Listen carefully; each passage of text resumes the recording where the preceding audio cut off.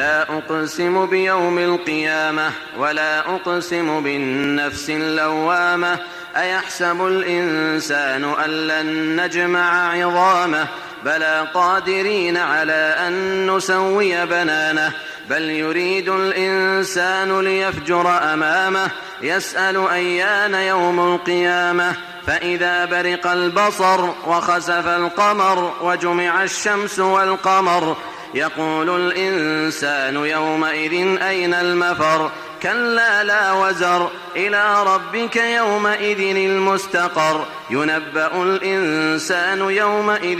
بما قدم وأخر بل الإنسان على نفسه بصيرة ولو ألقى معاذيره لا تحرك به لسانك لتعجل به إن علينا جمعه وقرآنه فإذا قرأناه فاتبع قرآنه ثم إن علينا بيانه كلا بل تحبون العاجلة وتذرون الآخرة وجوه يومئذ ناظرة إلى ربها ناظرة ووجوه يومئذ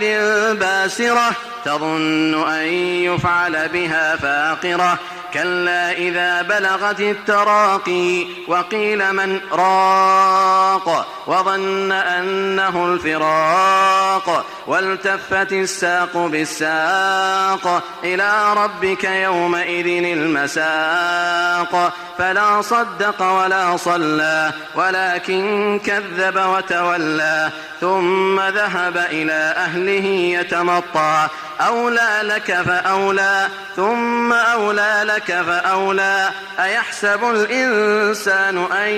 يترك سدى ألم يك نطفة من مني يمنى ثم كان علقة فخلق فسوى فجعل منه الزوجين الذكر والأنثى أليس ذلك بقادر على أن يحيي الموتى